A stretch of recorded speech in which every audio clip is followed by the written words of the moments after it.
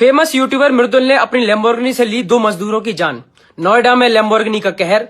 मृदुल ने अपनी लैम्बोर्गिनी से फुटपाथ पर सो रहे 2 कर्मचारियों को कुचल डाला, रौंद डाला और जिसमें उनकी जान चली गई। इतना सब कुछ मैंने तब सुना है जब गाड़ी को मैं चला नहीं रहा, गाड़ी में मैं बैठा नहीं, गाड़ी कौन चला रहा है उसको मैं नहीं जानता, और जिस गाड़ी को मैं काफी दिनों पहले बेच चुका हूं, मेरे पास उसका सेल लेटर, मेरे पास सारे एग्रीमेंट है। मैंने तब ये सब कुछ इतना कुछ सुना है मेरे भाइयों। अब आती है कि ये बात कहां से शुरू हुई।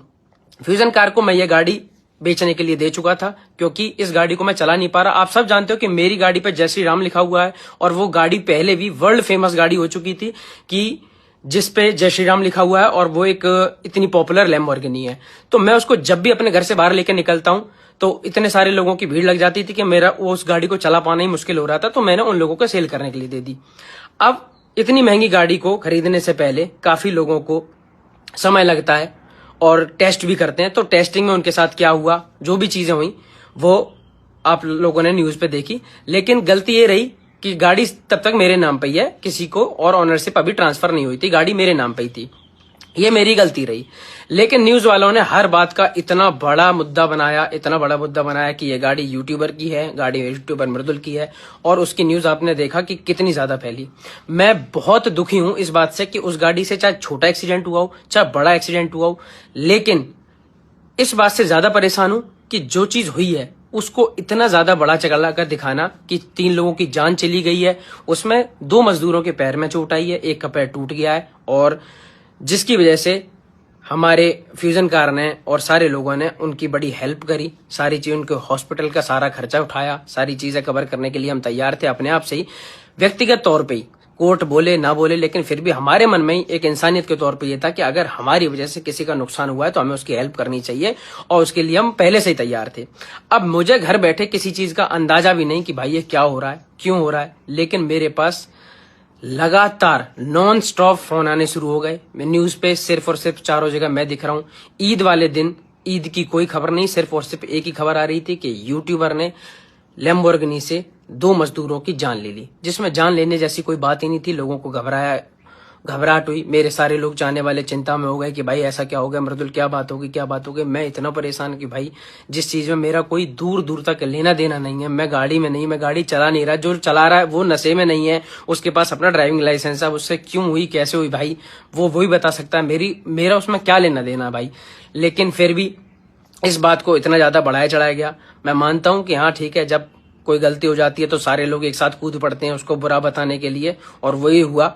जबकि 6 से 8 साल हो गए मुझे सिर्फ यही करते करते कि कभी मुझसे कोई गलती ना हो, मैं कभी किसी को दुख ना पहुंचाऊं, चोट ना पहुंचाऊं, अपने आप को संभालते हुए इतने दिन हो गए। लेकिन एक छोटी सी गलती जिसमें दूर दूर तक मेरा नाम नहीं है, उसमें भी मुझे इतनी गलत तरीके से घसीटा गया कि जैसे कि मैंने पता नहीं कौन सा कितना बड़ा गुनाह कर दिया हो। लेकिन मैं आपको बताऊं, डीसीपी अंकल जी और एसीपी अंकल जी का मेरे पास फोन आया, उन्होंने पूछा कि बेटा क्या हुआ। मैंने उनको सारी बातें बताई, मैंने बोला कि मेरे पास सेल लेटर है, मेरे पास एग्रीमेंट है, तो उन्होंने सारी चीजें करी, कार्रवाई करी। कोर्ट ने दीपक को, जो ड्राइवर है उस गाड़ी का जो चला रहा था उस समय, उसको भी जमानत दे दी है। और लेकिन बस बुरा सिर्फ ये लगा कि यार एक बार सोचा तो करो कि यार किस चीज को आप कितने बड़े तरीके से दिखा रहे हो, किसी का परिवार, किसी के रिश्तेदार, किसी के चाहने वाले लोगों पे कितना ज्यादा इफेक्ट पड़ेगा। लेकिन कुछ व्यूज के चक्कर में और कुछ चैनलों ने अपनी टीआरपी बढ़ाने के लिए, क्योंकि उन सारी वीडियोस पे 8 से 10 मिलियन व्यूज आ रहे थे, तो उन चक्करों में 24 घंटे सिर्फ एक ही पोस्टिंग हो रही थी कि मृदुल ने ऐसा करा, मृदुल ने ऐसा करा। और भाई आप सब जानते हो कि मैं तो यार कितने दिनों से अपने इंस्टाग्राम पे कुछ भी गाड़ी से रिलेटेड कुछ पोस्ट भी नहीं किया, क्योंकि गाड़ी मेरे पास थी नहीं भाई, आप सब जानते हो।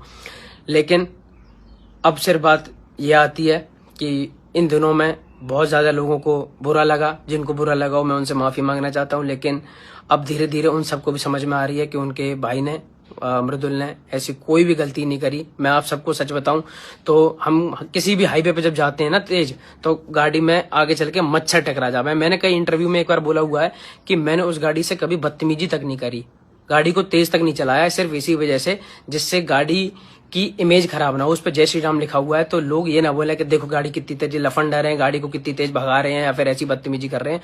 मैंने हमेशा गाड़ी को इतने प्यार से रखा, बल्कि गाड़ी को भी इतनी तेज भी नहीं चलाया कि जो बहुत तेज चलाने पे जो मच्छर टकरावे ना वे भी कभी टकराए हो।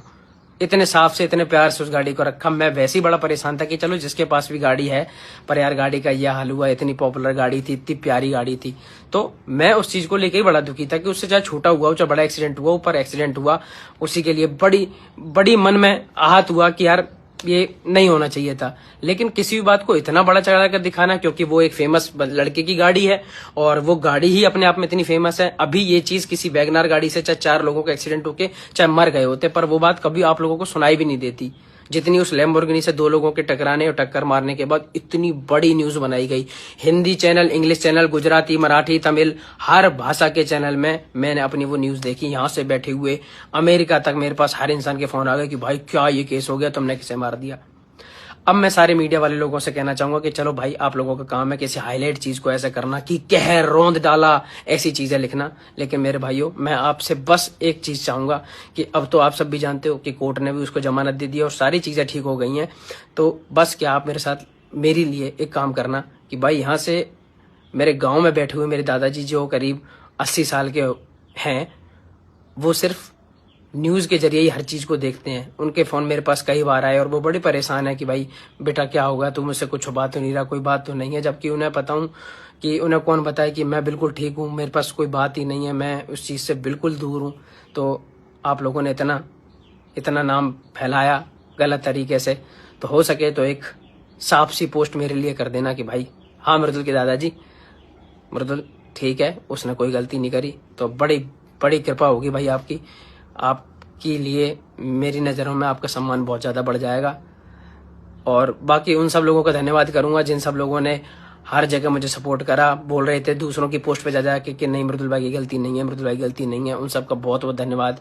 और उन न्यूज़ चैनल वाले लोगों का भी बहुत बहुत धन्यवाद जो मेरे लिए एक साफ चीज़ें लिख रहे थे, कि जो जेन्युइन बात है वो लिख रहे थे कि मृदुल के नाम पे गाड़ी है, लेकिन मृदुल का इसमें कोई दोष नहीं है, वो दूर दूर तक था भी नहीं, कहीं से कहीं तक उसकी इन्वॉल्वमेंट नहीं है।